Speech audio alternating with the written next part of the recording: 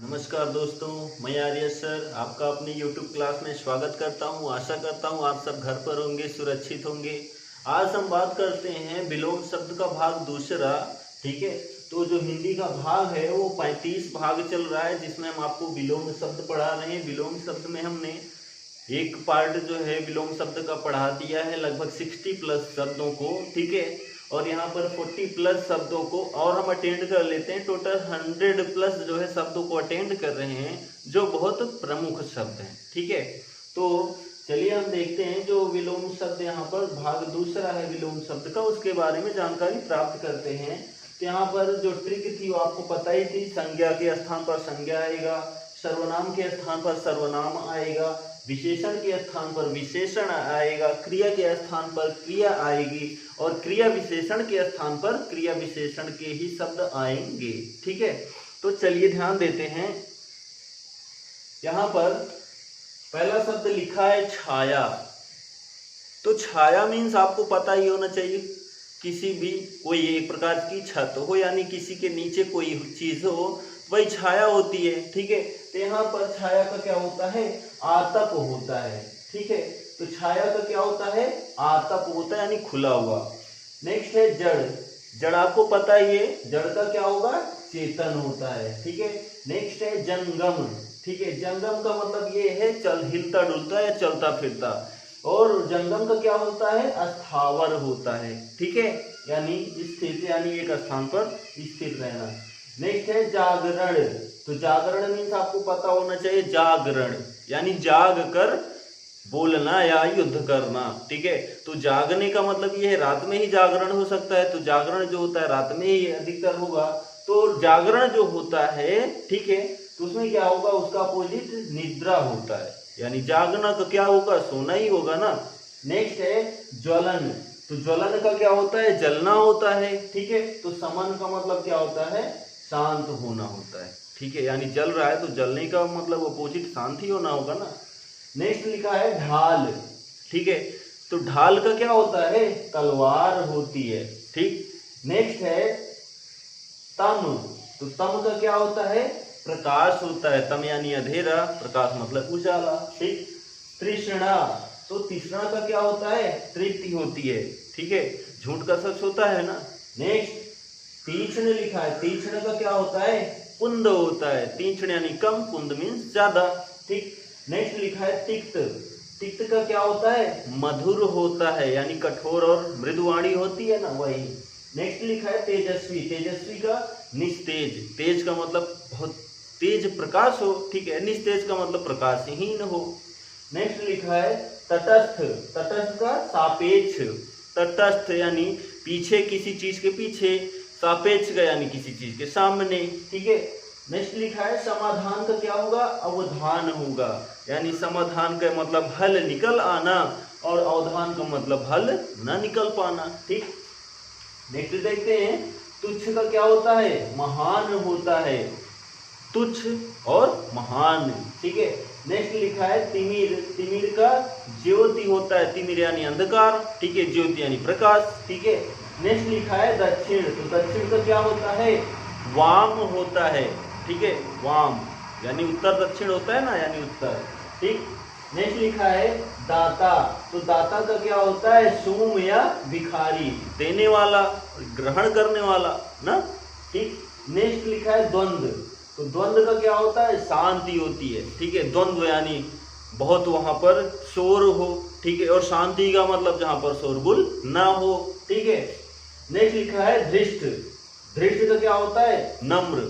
तो धृष्ट मीन्स कठोर हो गया, यानी निर्दयी हो गया, और नम्र मीन्स दयालु हो गया। ठीक है, नेक्स्ट लिखा है ध्रुव। ध्रुव का अस्थिर।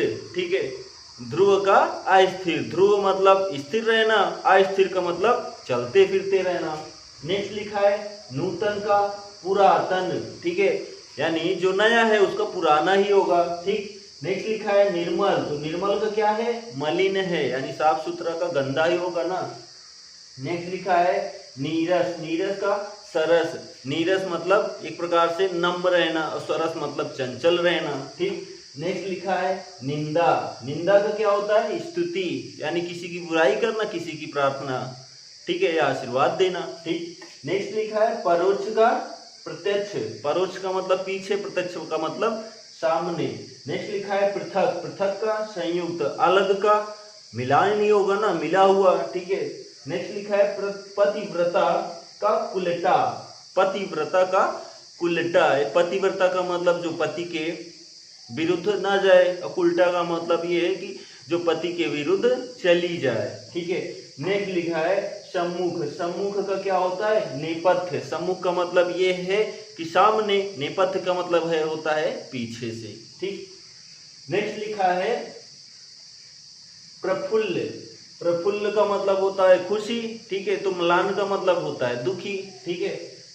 नेक्स्ट लिखा है पालक, पालक का संहारक, यानी जो पालता है, ठीक है, कहीं ना कहीं उसका संहार भी होता है, तो यही है कि पालक और संहारक। नेक्स्ट लिखा है प्रकाशन, प्रकाशन का गोपन, प्रकाशन का मतलब ये है प्रकाश में, यानी सभी को ज्ञात हो जाना। गोपन का मतलब गोपनीय, यानी किसी को जानकारी ना होना, ठीक। नेक्स्ट लिखा है प्रसारण, प्रसारण का क्या होगा संकुचन होगा, ठीक है। प्रसारण का मतलब फैला देना, संकुचन का मतलब बटोर लेना, ठीक है, या इकट्ठा कर लेना।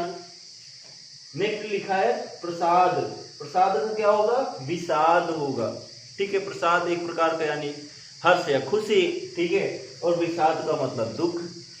नेक्स्ट लिखा है प्रकृति, प्रकृति का क्या होगा पुरुष होगा। नेक्स्ट लिखा है बंधन, बंधन का मोक्ष यानी बंधा हुआ, मोक्ष का मतलब खुला हुआ, ठीक है। नेक्स्ट लिखा है भाव, भाव का कुभाव, ठीक है। नेक्स्ट लिखा है भोगी, भोगी का योगी, ठीक है।